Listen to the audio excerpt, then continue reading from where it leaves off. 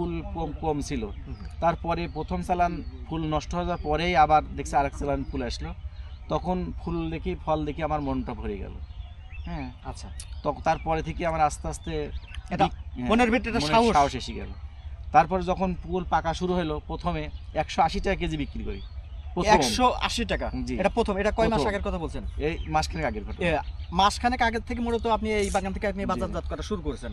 তারপরে বিক্রি করলাম 150, তারপরে 115 টাকা, তারপরে 100 টাকা, এখন বর্তমান বিক্রি হচ্ছে 60-65 কেজি। জি জি। আচ্ছা, এই যে কুলগুলো আপনি এই যে ভারত এবং বলসুন্দরী যেটা আপনি বলছেন, এই কুল আপনার মূলত এখান থেকে কি মানে বিক্রয় করেন? জি, এখান থেকে শহর থেকে অনেক ব্যবসায়িকরা আসে, ওরা আসি আমাকে প্রত্যেকদিন সকালবেলা আসি, দেখা যাচ্ছে যে কুলটা তুলে নিয়ে যায়, উঠাই নিয়ে যায়, নিজেরাই উঠাই নিয়ে যায়, আমার আর তোলা লাগে।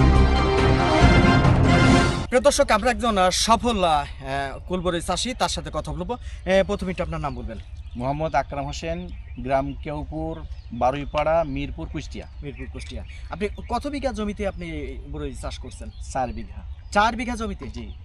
এই কি প্রথম? এই প্রথম। আচ্ছা, এই কাজটা আপনার উদ্বুদ্ধ কিভাবে হলেন কাজটা করতে? উদ্বুদ্ধ হলো, আমি একজন দোকানদার, সার কীটনাশক ব্যবসা করতাম, তো পাশাপাশি একজন বাগান করছে, কুল বাগান, সেটা দেখলাম গত বছরে। দেখার পরে আমি মনে ভাবলাম এটার ভিতরে তো লাভজনক, এবং আমি তো কলাকৌশল জানি কিভাবে সার প্রয়োগ করতে হবে, কীভাবে কী করতে হবে। দেখলাম যে এটা লাভজনক, সেটা দেখার পাশাপাশি আমি তাদের থেকে চারা সংগ্রহ কীভাবে করতে হবে, তারা একটা দিয়ে দিল, বললো যে চুয়াডাঙ্গা গেলে চারা পাওয়া যাবে, সেখান থেকে চারা সংগ্রহ করা। চুয়াডাঙ্গা বলতে আপনার চুয়াডাঙ্গা জেলা? আচ্ছা, ওখানে কি নার্সারি থেকে? মানে সরকারি নার্সারি না এমনি মালিকানা নার্সারি? আচ্ছা, উনি আপনাকে কি পরামর্শ বা কি চারা দিলেন?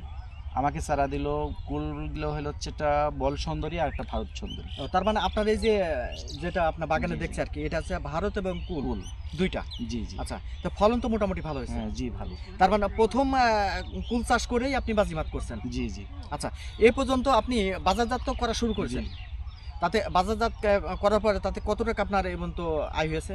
এই পর্যন্ত বাজারজাত করে আমি 2,80,000 টাকা আয় করছি। 2,80,000? জি জি জি। অলরেডি হয়ে গেছে? এখন অনেক কুল ধরাই আছে। আচ্ছা, যে কুল আছে এখন মনে হচ্ছে আরো 2,80,000 বিক্রি করতে পারবে। 2 লাখ আরো আশা আছে। আচ্ছা, তাতে খরচ কেমন কি আছে? মানে জমিটা পরিমাণ কতটুকু বলেন?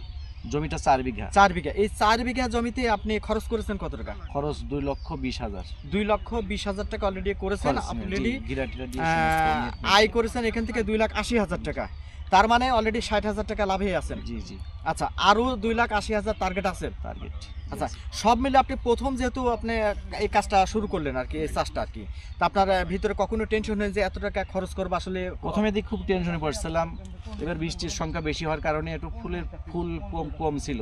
তারপরে প্রথম চালান ফুল নষ্ট হয়ে যাওয়ার পরেই আবার দেখছি আরেক চালান ফুল আসলো, তখন ফুল দেখি ফল দেখি আমার মনটা ভরে গেল। হ্যাঁ, আচ্ছা, তারপরে থেকে আমার আস্তে আস্তে এটা মনের ভিতরে একটা সাহস এসে গেল। তারপরে যখন ফুল পাকা শুরু হলো, প্রথমে 180 টাকা কেজি বিক্রি করি। 180 টাকা? এটা প্রথম। এটা কয় মাস আগের কথা বলছেন? এই মাসখানেক আগের ঘটনা।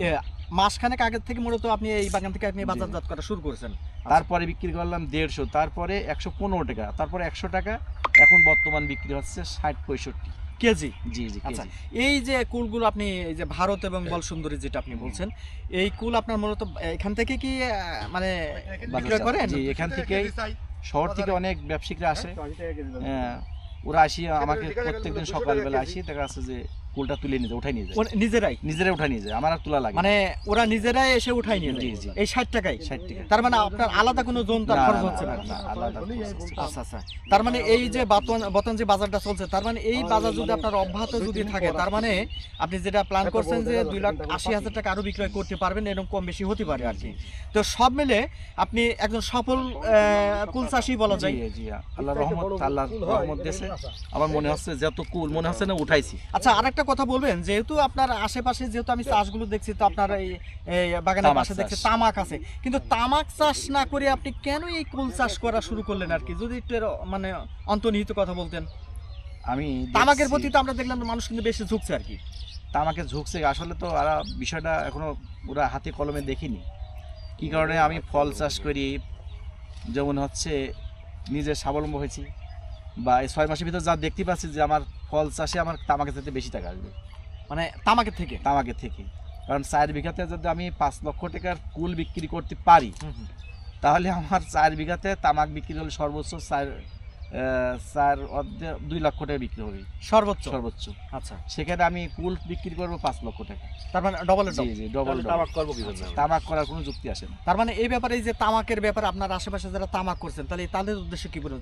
তামাক কিন্তু একটা মাটির ক্ষতিকারক একটা ফসল, জানেন তো? ক্ষতিকারক মানে ছোট বাচ্চাদের জন্য ক্ষতিকারক, যারা লাগায় তারা দেখা যাচ্ছে যখন তামাক পুড়ায় তখন পরিবেশের যে ক্ষতি হয়, এই ক্ষতি আসলে বলে শেষ করা সম্ভব না।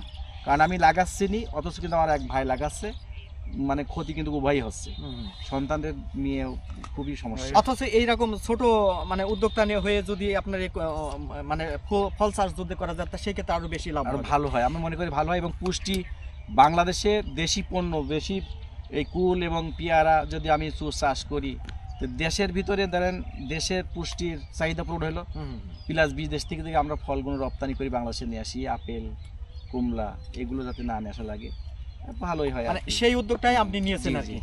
আচ্ছা আচ্ছা, মোট কথা আর একটা কথা বলে শেষ করবেন, যেহেতু এই যে আপনি যেহেতু একটা নতুন উদ্যোক্তা এবং নতুন চাষি, আসলে যারা নতুনভাবে এরকম কাজ করতে চায়, আসলে তাদের উদ্দেশ্যে আপনি কি বলবেন? আমার মনে হয় যাদের জমি একটু উঁচুর উপরে আছে, উঁচু জমিগুলো, এই ফল চাষ করলে আমার মনে হয় ভালো হয়। মানে শুধু এই ফল না, যে কোনো ফল, পেয়ারা আছে, বড়ই আছে, আপেল আছে, কমলা আছে। কমলা কিন্তু বাংলাদেশে এখন চাষ হচ্ছে, হ্যাঁ, এগুলো করলে মালটা চাষ করতে পারে, আচ্ছা, ড্রাগন চাষ করতে পারে, এগুলো করলে ভালো হয়। আমি একটু আরেকটা কথা আপনাকে জানতে চাচ্ছি, যেহেতু আপনি প্রথমবারের মতন এই বড়ই চাষ করছেন, তো সেক্ষেত্রে আপনার ভবিষ্যতে কোনো, যেহেতু এই কাজ থেকে তো নিশ্চয়ই একটু আশাবাদী, এবং কোনো ভবিষ্যতে আমি কাছে একটু বাড়াবো, আমি মনে করছি আর 4 বিঘা করছি, আগামীতে আরো 2-1 বিঘা বাড়ানো, এই বড়ই চাষেরই বড়ই চাষ বাড়াতে। এর পাশাপাশি অন্য কোনো চাষ করবেন কিনা? ফল না, বড়ই আর পেয়ারাই করব, দুইটা চাষই করবেন আর কি। আচ্ছা, আপনাকে অসংখ্য ধন্যবাদ। এই মাটিতে এই ভালো হয়। আচ্ছা, ধন্যবাদ আপনাকে। প্রিয় দর্শক, আমরা একেবারে শেষ প্রান্তে আমরা একজন সফল বড়ই চাষির কাছ থেকে কথাগুলো শুনছিলাম। তিনি কিন্তু প্রথমবারের মতন একেবারেই নতুন চাষি হিসেবে তিনি তার এই দীর্ঘ দিন পরে হলেও 4 বিঘা জমিতে তিনি কিন্তু এই বড়ই চাষ করছেন, এবং সেই চাষ করে তিনি প্রথমেই কিন্তু বাজিমাত করা শুরু করছেন, এবং আজ থেকে 1 মাস পূর্বে থেকেই তার এই জমি থেকে তিনি বড়ই সংগ্রহ করেছেন এবং বাজারজাত করেছেন। ইতিমধ্যে তিনি কিন্তু 2,80,000 টাকা অলরেডি বিক্রয় করতে পেরেছেন, এবং তার ভবিষ্যতে ইচ্ছা আছে যে এই জায়গা থেকে আরও কিছু ফল সংগ্রহ করবেন। তো দর্শক, আমি এতক্ষণ ধরে একজন সফল বড়ই চাষির কথা আপনাদের সামনে সরাসরি তুলে ধরার জন্য চেষ্টা করলাম।